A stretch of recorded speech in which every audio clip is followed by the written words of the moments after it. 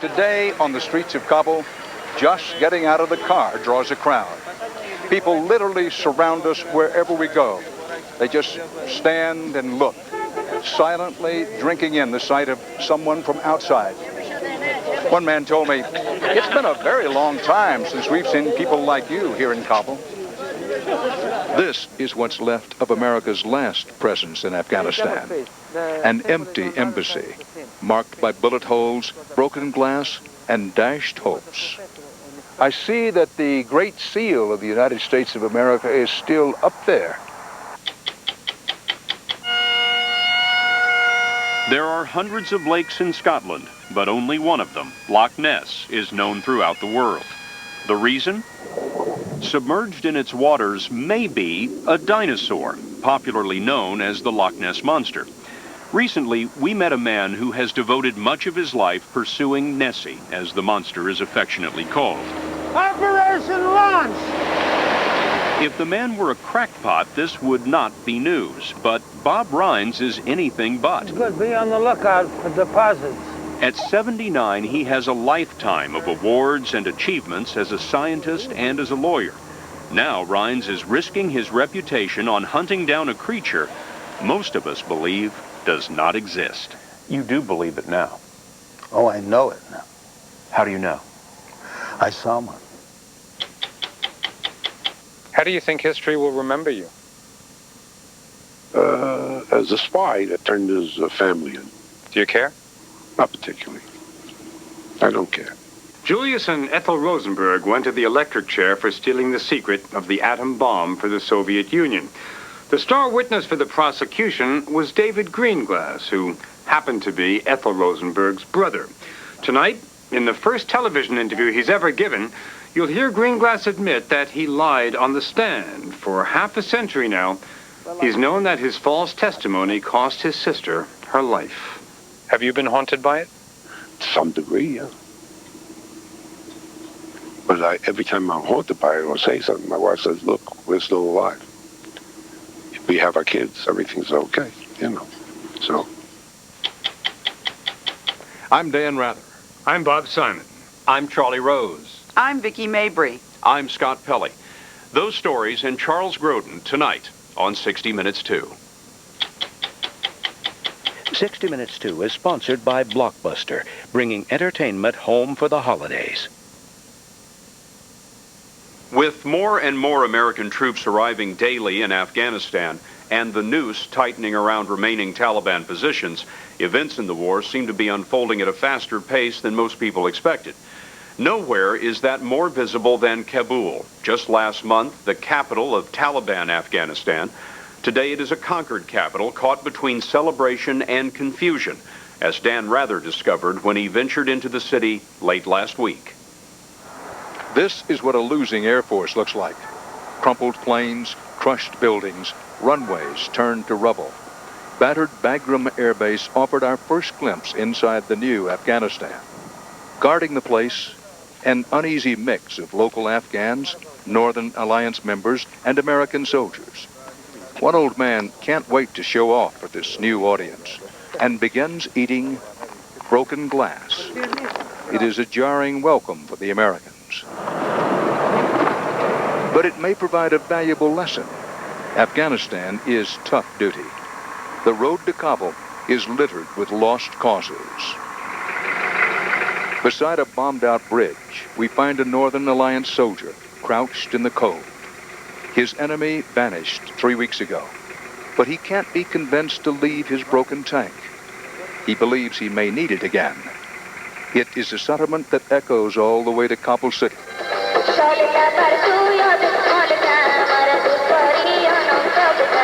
For too long, in Kabul and elsewhere, everybody suffered from too many rules. No music, no street merchants, no outsiders. Today, people here have burst back to life, but everywhere in this bruised city, relief is rubbing shoulders with chaos.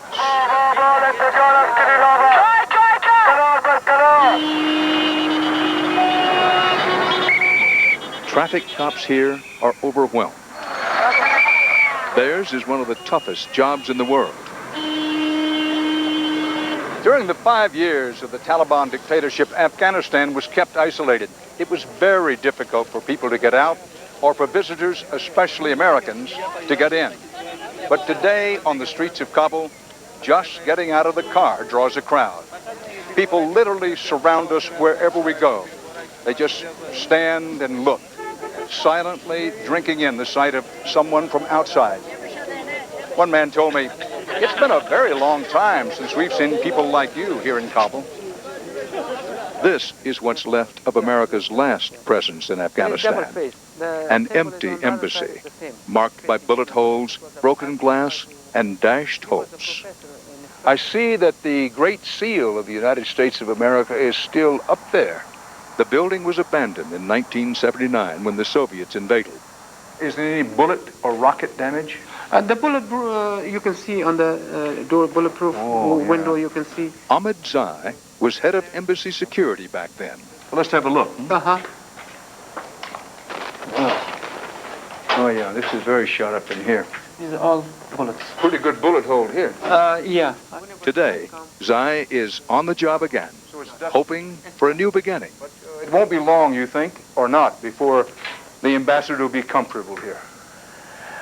I think whenever he comes, all we need is to tell us to clean up. It doesn't take much, because in Afghanistan, one thing is cheap is labor. The cleanup will be underway soon. U.S. Marines have already been here, breaking in because no one could find a key. Before long, Zai expects to see the U.S. flag back in place. I think the people as a whole in Afghanistan is looking forward that it will be a good start. Zai has paid dearly for his long relationship with the U.S. After the Americans left Afghanistan, he was arrested and spent more than a decade in prison. The worst part was during the investigation. Did they torture you? The worst you can imagine. I just can give you an example. Now, they will take your hand and beat it with a roller, wooden roller. Beat it up until it gets black. Of course, it wouldn't get black the first day. It was followed the first day. The next day you go, it will be black like this. Then they will beat on that. What did they want to know? What American do? Whom they are helping? They did that to you? Oh, yeah. You still can see the marks in here.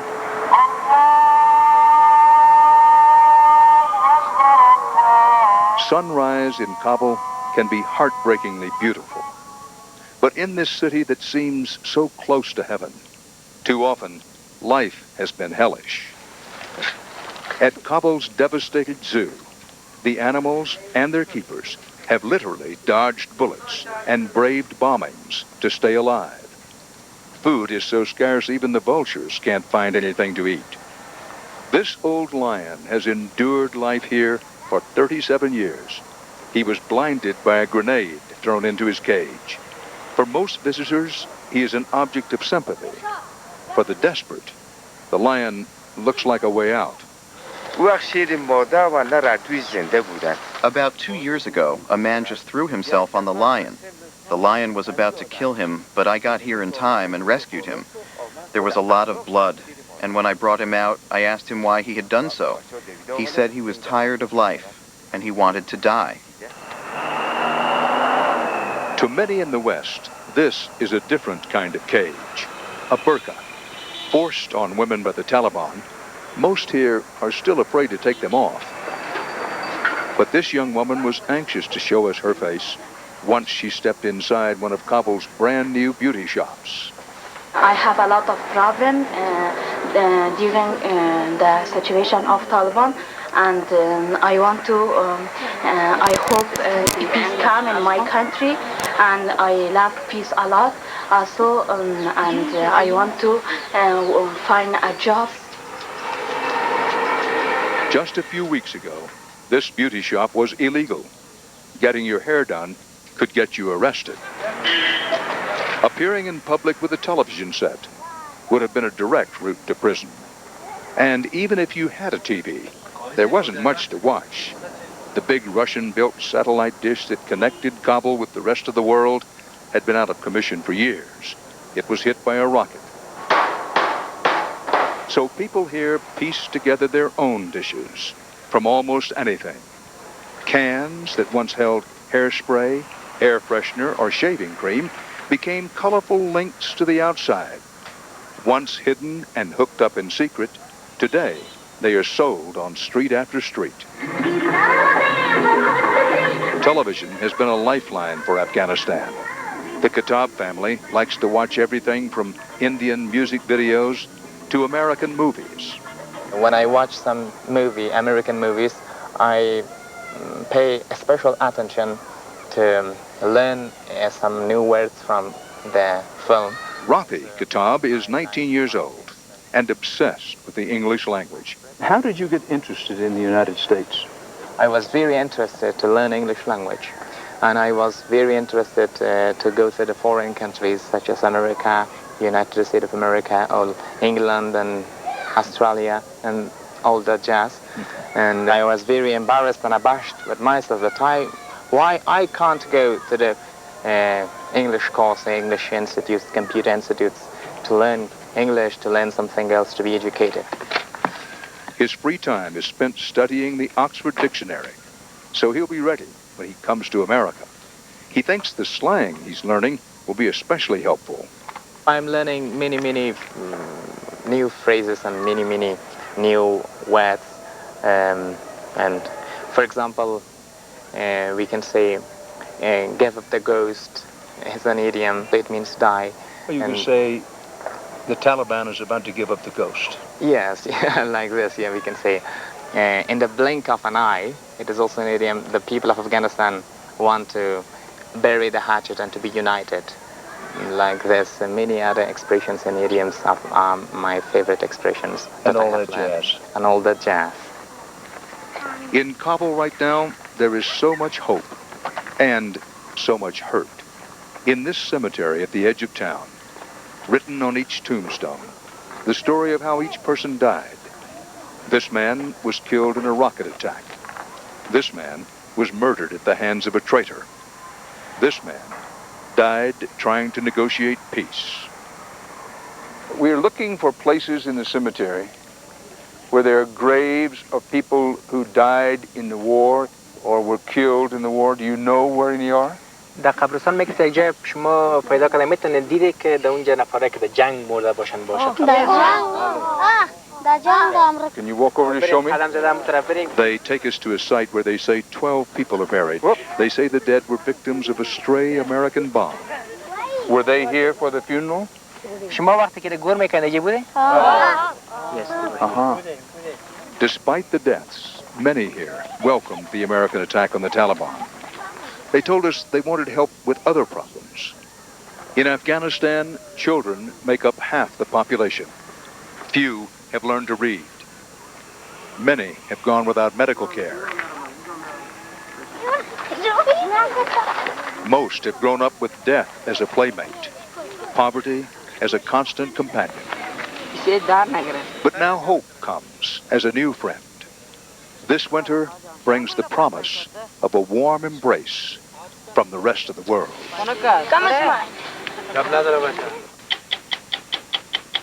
Log on to CBS.com for a look at U.S. targets in Afghanistan.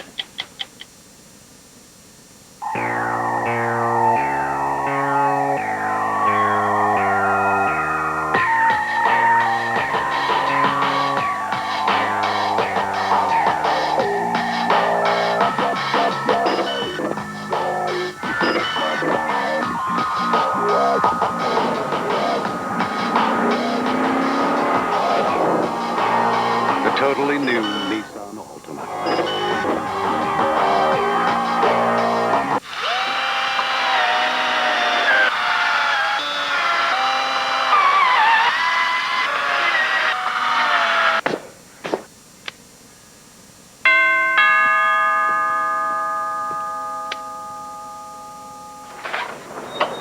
Hey. Come on in.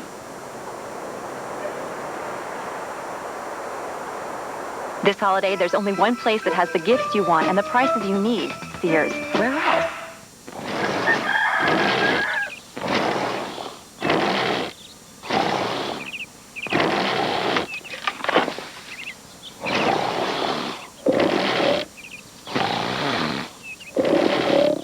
Is snoring a problem in your bedroom? Try Breathe Right nasal strips. They lift open nasal passages to help stop snoring, and everyone sleeps peacefully. Breathe right now.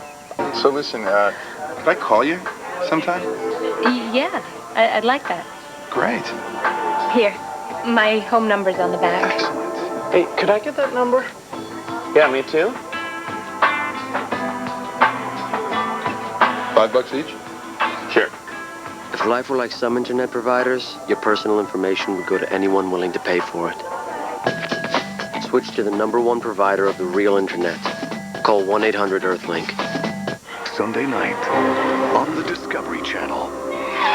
You've never seen us, never heard of us. It's time we met. Just don't turn your back. After the dinosaurs, our world had strange beasts you've never seen. Discover them on the only network that could bring them back to life. Walking with prehistoric beasts. Premiering Sunday at 7 Eastern and Pacific, only on the Discovery Channel. What do Ground Zero rescue workers have in common with those who fought and died during the attack on Pearl Harbor? More than you think. Tomorrow, we'll show you how Hawaii is thanking those workers and remembering the sacrifice of others all those years ago. An Eye on America report on the CBS Evening News with Dan Rather. CBS Thursday. Lex thinks he controls the Survivor game. Everywhere you turn, a little bit of scheming going on. But someone voted to kick him out. I will cut the head off of whoever it is. Will his paranoia turn his friends against him? And one lucky survivor will have a life-changing adventure. All new Survivor, CBS Thursday. This is a holiday salute to our brave troops overseas. Do us all proud. From all of us and everybody loves Raymond. Happy holidays! To record your message, visit Circuit City today. There are hundreds of lakes in Scotland, but only one of them, Loch Ness, is known all around the world. Legend has it that submerged in its waters may be a 65-million-year-old creature popularly known as the Loch Ness Monster. Recently, we met a man who has devoted much of his life to pursuing Nessie, as the monster is affectionately called. If the man were a crackpot, this would not be news, but Bob Rines is anything but. At 79, he's had a lifetime of awards and achievements as a scientist and as a lawyer. Now Rines is risking his reputation on hunting down a creature that most of us believe does not exist. You didn't believe No. that there was a monster? No. How could there be a monster? You do believe it now. Oh, I know it now. How do you know? I saw one. Before giving Bob Rines a reality check, consider his background. He's a world-renowned patent attorney, a physicist and engineer whose groundbreaking work on sonar was used to find the Titanic.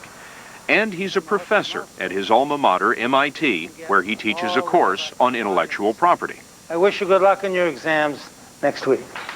A lifetime of accomplishments overwhelmed by one unforgettable moment when Rines was touring Scotland 30 years ago. I didn't want to stop looking at what I could not believe. There in the middle of the loch is a back of what, when we put the telescope and the binocs on it, looked like a giant elephant's back. And as we looked at it, we had 10 minutes, Scott. This isn't a fleeting kind of a thing. We had 10 minutes.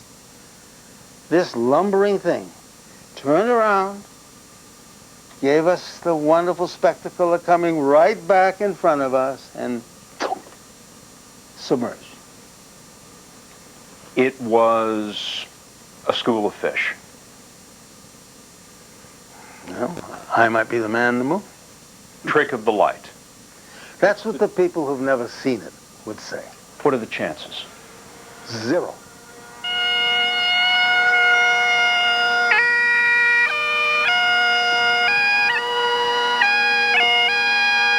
Loch Ness, 24 miles long and in some places more than 800 feet deep, may hold an astonishing phenomenon beneath its surface. The first report of a Loch Ness monster came in the year 565 AD, when an Irish missionary came here and described an animal that he said broke the surface with a loud roar and an open mouth.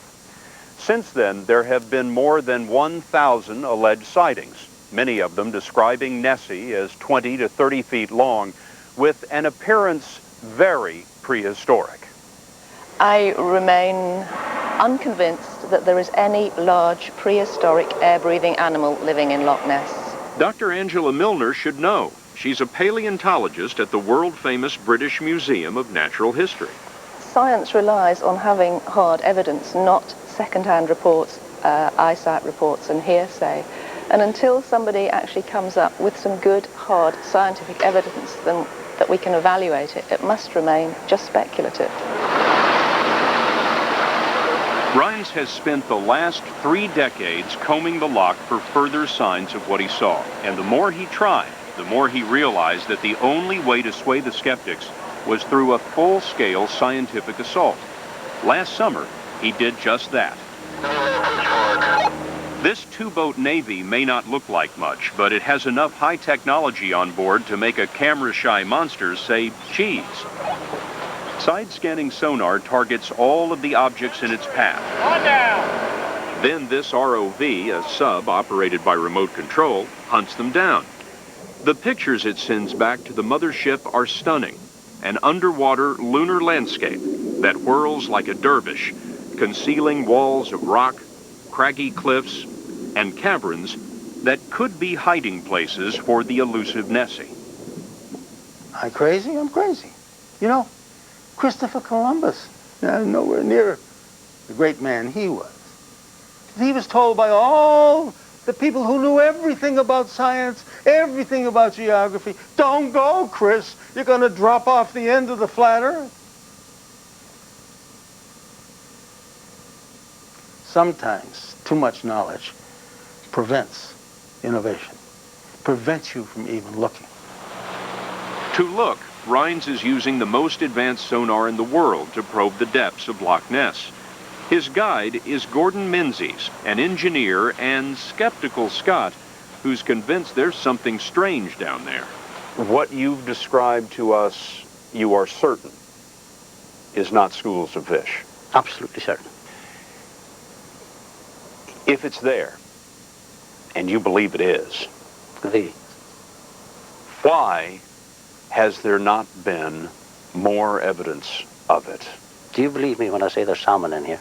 Sure. Has anyone taken a photograph of a salmon jumping in here? I don't know.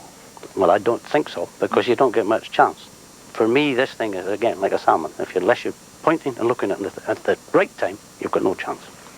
According to Steve Feltham, those that do point and look are often misguided.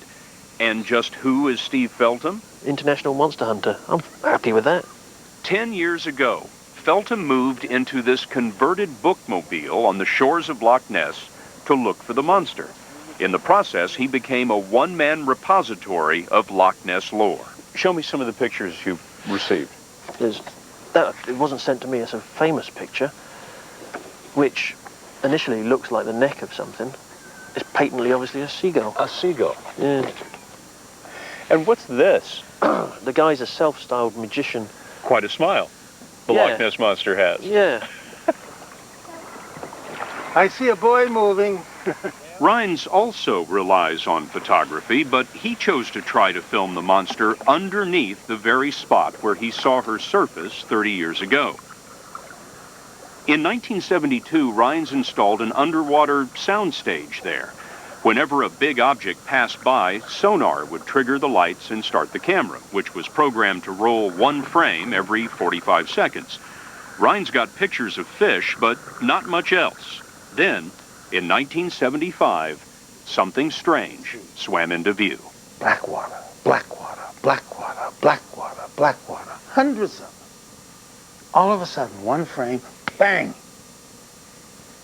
There's something which immediately it looks like this.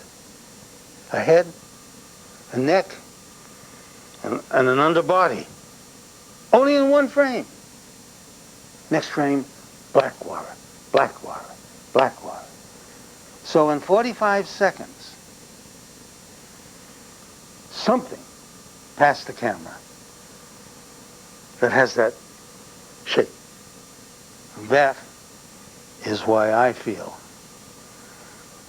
that, impossible as it sounds,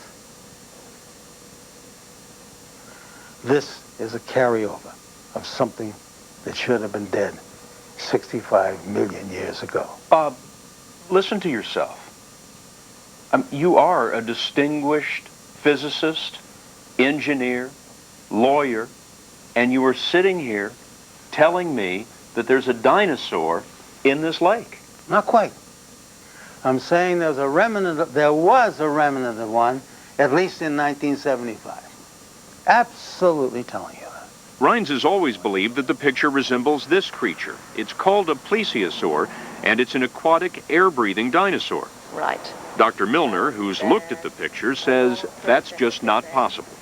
Loch Ness is an enclosed freshwater lake which has only existed for 5,000 years. The last known plesiosaurs, which were marine animals, died out 65 million years ago. It doesn't seem scientifically logical to me that any one of them could have survived. I'll take whatever it is. But in my mind, I have a strong conviction of what it was, and I certainly would love the rest of the world to enjoy that thought that we don't know everything. And some kind of a miraculous carryover was in this lake. Operation Launch!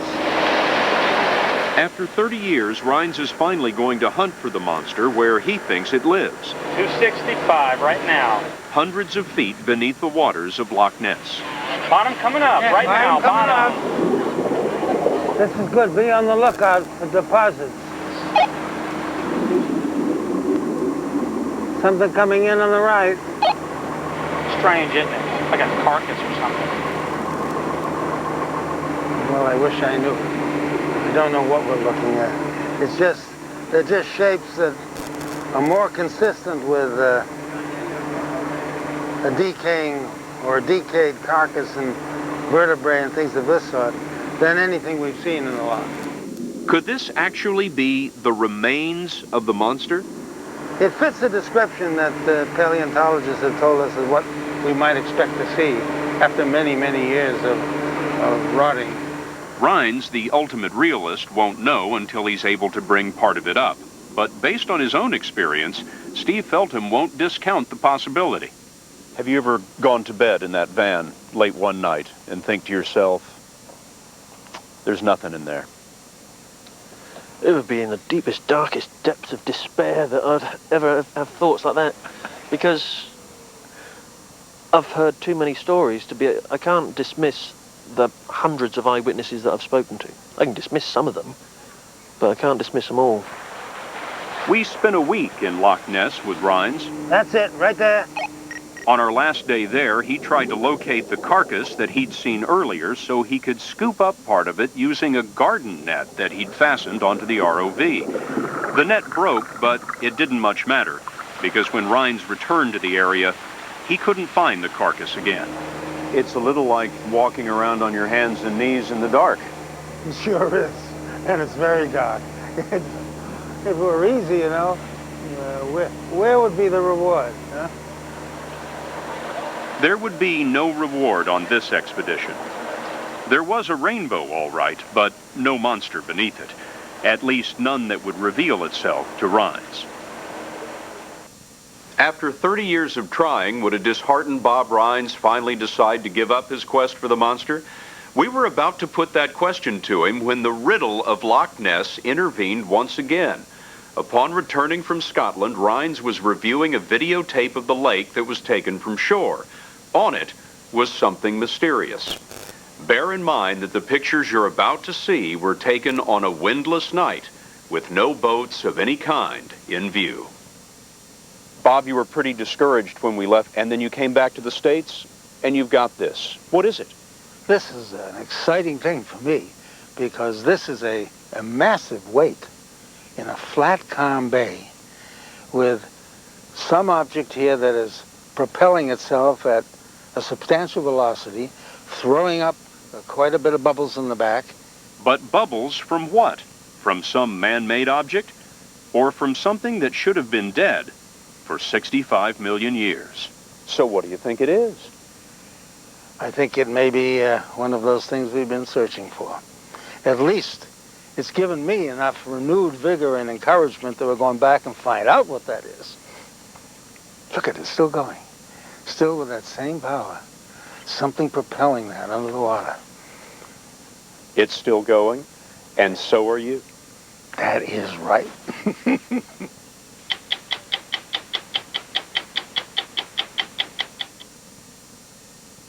me, my cab. I'm sorry. Can we share a cab?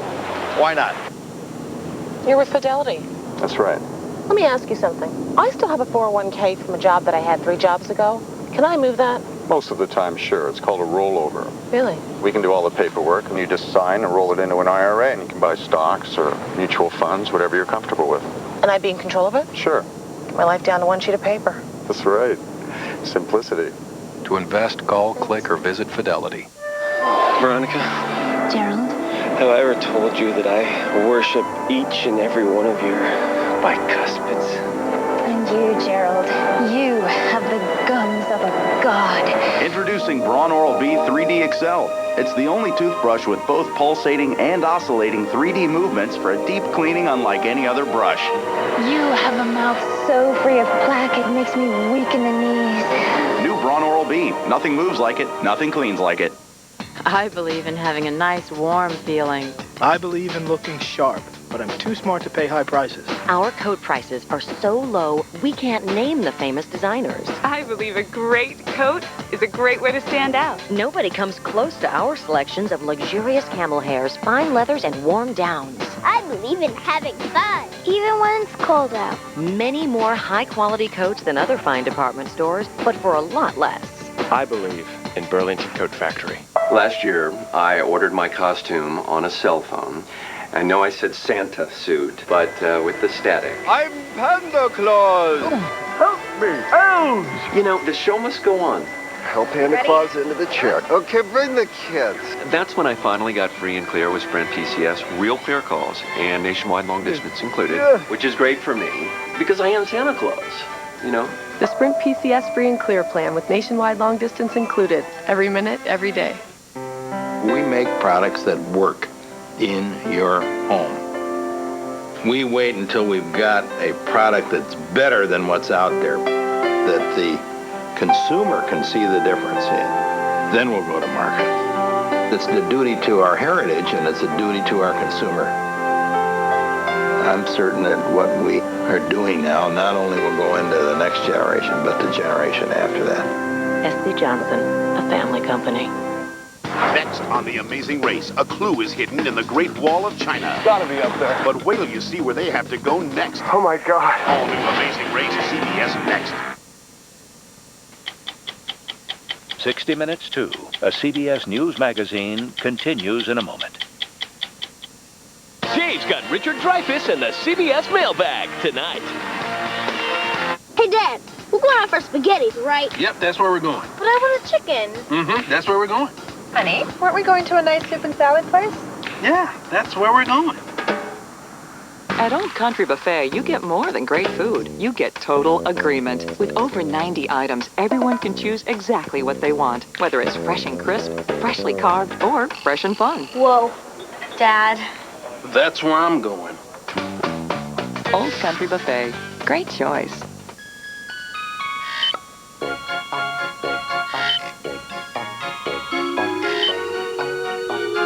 During Marshall Field's Holiday 2-Day Sale, prices on all sorts of wonderful gift ideas have been greatly reduced. Experience small prices in every department this Friday and Saturday.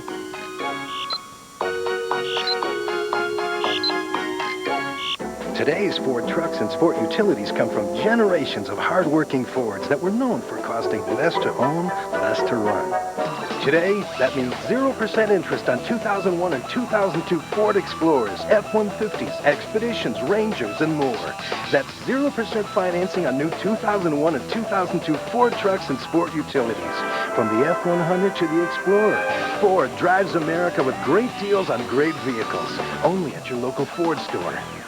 Is that Christmas tree as safe as you think? Find out. CBS 2 News at 10.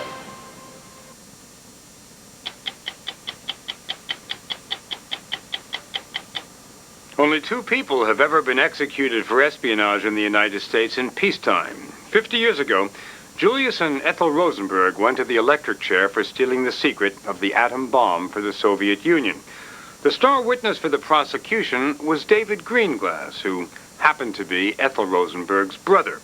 Tonight, in the first television interview he's ever given, you'll hear Greenglass admit that he lied on the stand. For half a century now, he's known that his false testimony cost his sister her life. How do you think history will remember you? As a spy that turned his family in. Do you care? Not particularly. I don't care. Greenglass spent 10 years in prison for his role in the spy ring. When he got out in 1960, he changed his name and went into hiding. He never seemed interested in telling his side of the story, and probably never would have if a reporter named Sam Roberts hadn't spent 13 years tracking him down. Roberts, who just wrote a book on the case called The Brother, helped us obtain our interview with Greenglass. He only agreed to do it after we agreed to disguise his face and voice. David Greenglass, Mrs. Rosenberg's brother. His story begins in the summer of 1950 when the FBI took Greenglass in for questioning. He confessed almost immediately to spying for the Soviets and quickly implicated Julius and Ethel Rosenberg and his own wife, Ruth. Greenglass and the Rosenbergs were arrested. Ruth Greenglass was never even charged. That's what I told the FBI. I said, if you indict my wife, you can forget it. I'll never say a word about anybody. It was quite simply David's choice, he says today. He turned on his sister to save his wife. I would not sacrifice my wife and my children for my sister. How do you like that? Greenglass made his choice when America was at war with communists in Korea and in fear of Stalin's Russia, which had recently tested its own atom bomb. The four spies were unlikely actors in a Cold War drama. Julius was an unsuccessful engineer. Ethel spent most of her time raising their two sons. David was a draftsman and a tinkerer, and Ruth was a wife and a mother. All had been ardent communists. During World War II, Greenglass, then a sergeant, was posted to Los Alamos, the secret army base in New Mexico, where thousands of scientists and soldiers were building the atom bomb. Even though you had a very specialized and relatively low-level job, yeah, you had a pretty good idea of the big picture. Oh, of course. How could I not? There may have been some people that didn't know what was going on, but I never came across any of them. Greenglass says Julius Rosenberg recruited him to spy with a simple sales pitch. He said we have to help our ally, and our ally Russia. Russia was an ally at the time, and that we have to help them with all the information we get. Greenglass told the FBI that he gave the Russians sketches and details on the device used to trigger a nuclear blast. He was no James Bond. Did you enjoy being a spy? Did you like the idea? No, not particularly. No, not particularly. I was continually conscious of what's behind me. I didn't enjoy it. I just did it because I said I would. Did you realize how dangerous it was for you? Yeah, I didn't really think why, because I didn't think the Russians were an enemy. After the war, Greenglass and Rosenberg opened a machine shop together. Greenglass's career in espionage was over, and he thought he'd gotten away with it. But 4 years later, Rosenberg warned Greenglass that the FBI was onto them and urged him to flee the country. So Greenglass had a family passport picture taken, but he had no intention of using it. Well, I didn't want to leave the United States to go to some hellhole like Russia or China or wherever the hell he wanted to send me, or Czechoslovakia or whatever. Greenglass may have been an atom spy, but he was no rocket scientist. I got on a bus and went to the Catskills. I think I find an obscure place, and I see that the FBI is following me, and they lose me. Think about it now. Yeah. The FBI was looking for you because they thought they had you on atomic espionage. Yeah. You thought you could hide in the Catskills? Tell you I lost them, I'm telling you. Okay, for that day. But you were thinking of taking your wife and your kids there and hiding out. I know the Catskills quite well. Greenglass never made it to the Catskills. He went into custody instead. Within hours of his arrest, he began cooperating with the FBI, sealing the Rosenbergs' fate. At their trial, he described an evening he and his wife Ruth spent at the Rosenbergs' New York apartment in 1945. He brought sketches and handwritten notes about the atom bomb with him, and after dinner, Greenglass told the court they got down to business. Greenglass said they set up a typewriter on a folding bridge table in the living room and turned his handwritten notes into a neatly typed document for the Soviets. Prosecutors asked Greenglass who did the typing.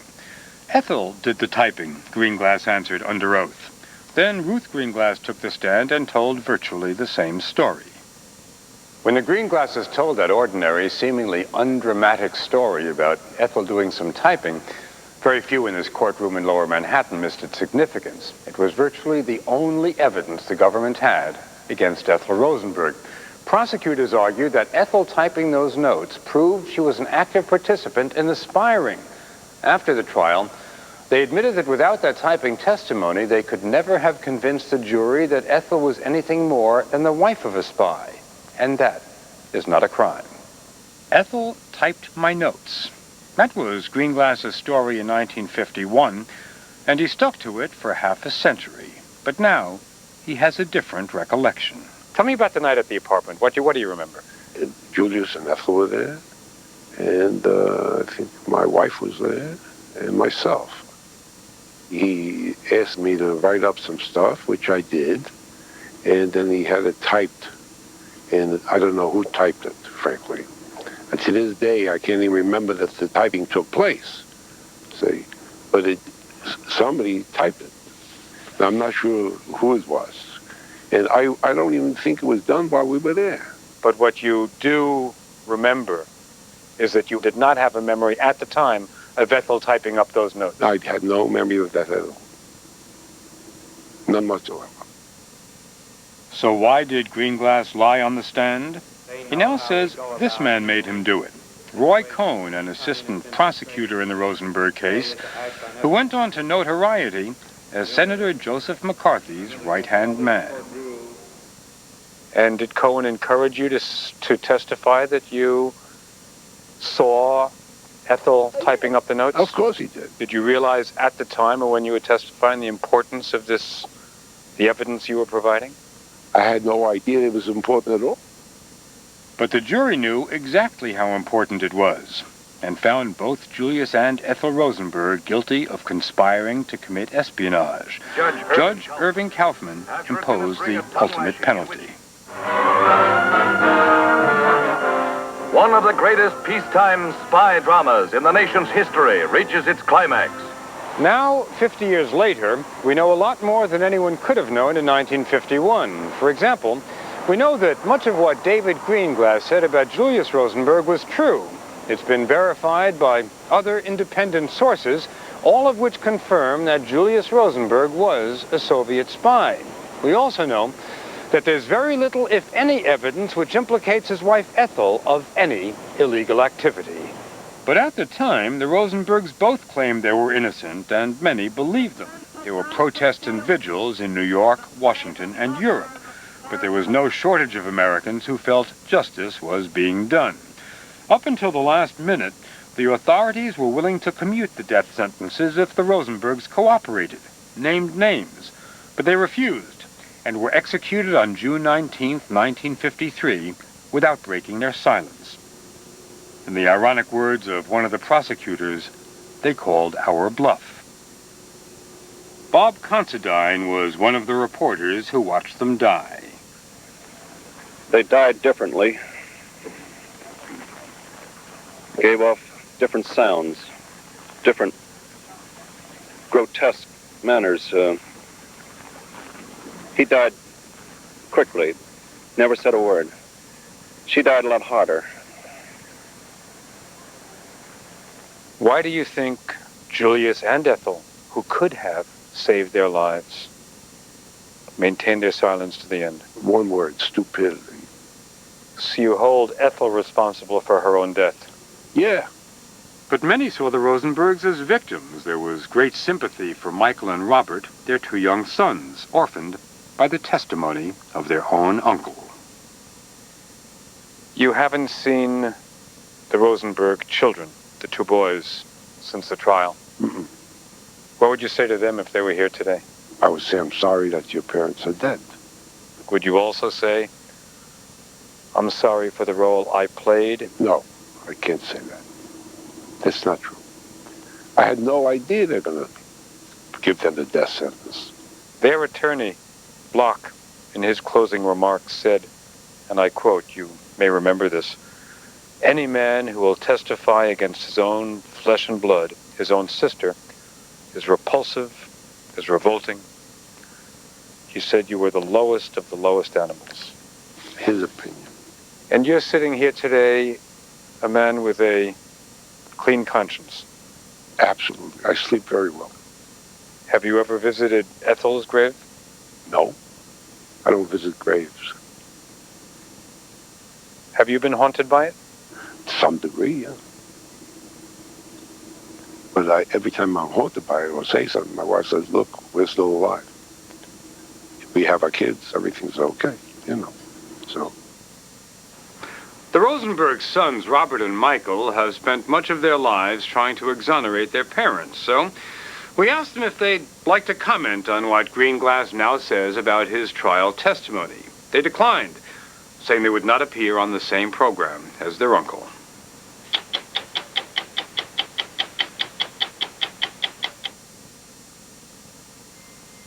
CBS Market Watch Update, sponsored by Siemens. Siemens, global network of innovation. Good evening. The days of cheap gas may be numbered. Russia will join OPEC in cutting oil production. The Dow's over 10,000 again, NASDAQ over 2,000. Gerald Levin's retiring as CEO of AOL. COO Richard Parsons takes over. And next week, double E bonds become Patriot bonds. I'm Anthony Mason, CBS News. Spin, spin, spin the globe. It's your turn to spin the globe. All around the world, Siemens is energizing the cities and towns we live in. We engineer new ways to efficiently generate, distribute, and use power. And by providing energy to people everywhere, we're giving them the power to live better. Spin, spin, spin the globe. It's your turn to spin the globe. More business news at cbsmarketwatch.com. The Canon Rebel 2000. When circumstances change, you'll know how to turn a snapshot into a photograph. It's that simple. Now that's creative. The Rebel 2000 from Canon. When I started having hot flashes and night sweats at menopause, my doctor recommended hormone replacement therapy, but I didn't listen. Up to 20% of a woman's expected lifetime bone loss occurs in the years following menopause. A year later, I went back to my doctor and found I'd shrunk an inch. I went on HRT, and I've been on it for years. My hot flashes and night sweats, gone. I feel great. HRT is not for all women. Talk to your doctor about the benefits and risks. The time to protect your future is now.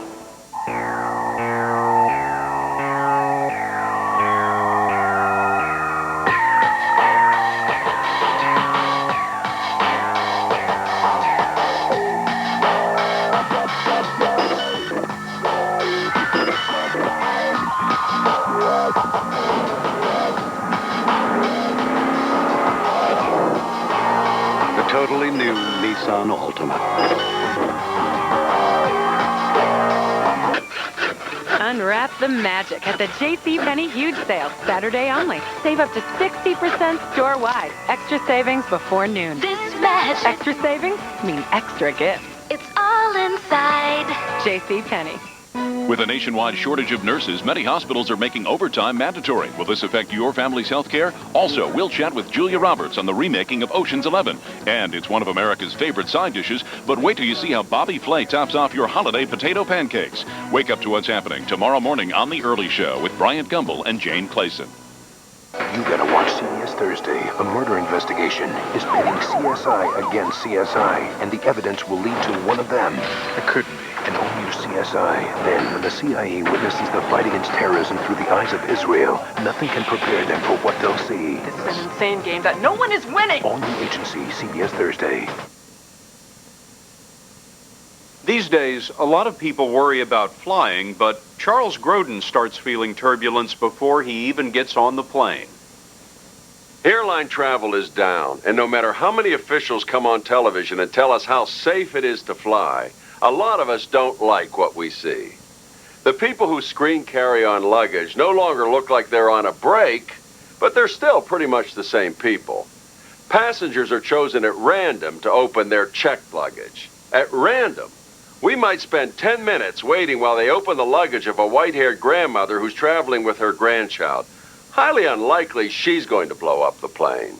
They say it's going to take months to get all the federal workers trained and in place to screen the carry-on luggage, and a lot longer to have the equipment set up to screen all of the checked luggage. Well, if I may say 2 words, hurry up. Instead, we get this ad from United Airlines that's meant to reassure us. I'm Dennis Tate. I'm a captain on the Airbus A320 and A319. I'm one of those guys that says hello over the PA, and I mean it. When I say hello, I mean it? Come on, how did anyone get the idea that people weren't flying because the captain wasn't sincere? Here's another ad from United. We're here. We're here to serve. I'm here. My name is Paul Edwards. I'll be the purser today. There's no question that Paul's a nice guy. He seems like the nicest guy in the world. Where are you treated nicer than on an airplane? Nice isn't the problem. It's about confidence in safety. I'm going to accept that it's safer to fly now than it was on September 10th. But that's not saying enough. In the mail, we heard from a lot of viewers about our story last week that we called The Holy Grail.